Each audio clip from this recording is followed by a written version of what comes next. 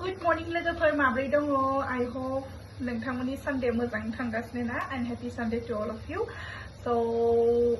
दिनैहाय एकदमबारे लेट सिखारदों जोङो आरोना लेट सिखारनानैहाय डाइरेक्ट झाड़ू मारिबाय सिथ्ला सिबबाय एसे दै लुबाय बिफांफ्रावहाय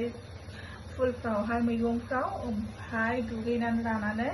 दा नै दासो ब्रेकफास्ट प्रिपारेशन खालामगासिनो आङो 11टा जालायबाय सोरबा ओंखामानो जाबावबाय खोमा हजोंहाय ओमफ्राय दिनैनि एकदम ब्रेकफास्टआ एकदम सिम्पल मेगि बानायदों ओमफ्राय एसे ओंखाम गोजां दंमोन मोनानि मानोथ' वेस्ट खालामना ओंखायनो जास्ट सिम्पल फ्राइड राइस बानायबाय आरो आं दावदै होनानैहाय जेबो होआखै ओमफ्राय भेजिटेबल्सफोर होआखै आरोना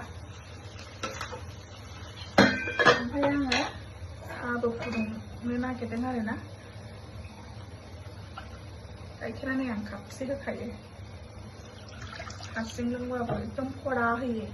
सोरबा गाइखेर खरा होनानै साहा लोंनो मोजां मोनो एकदम फाथ्लाखौ सुखुवाना सोरबा आंबो बिदिनो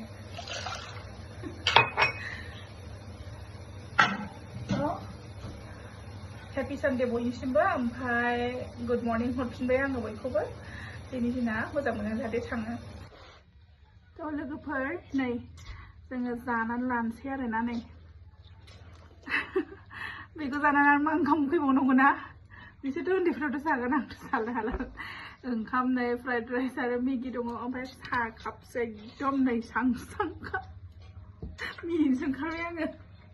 मानसि जासुदि सानसिगोन ना नोंसोर मासि साहा खाबाय नङा दे आं लोंबाय थाखाया साहाखौहाय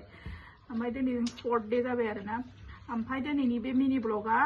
आंना बाहेरानि जेबो आं देखायासै आं जास्ट गुड मर्निं हरबाय नोंथांमोननो ओमफ्राय आं मा प्रिपेयार खालामदों दिनै ब्रेकफास्टआव बेखौनो आं शेयार खालामबाय आरोना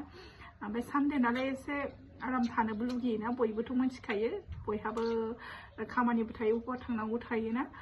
ओमफ्राय एसे आरामावबो थानो लुगैयोना बयबो ओंखायनो आंबो आरामाव थानो लुगैदों स' have a nice day all of you bye दे जों जानानै लानोसै खोनादो इसाना सासेथ' सिङावसो बारा ओंखारखाला देरबायना ओंखायनो बाय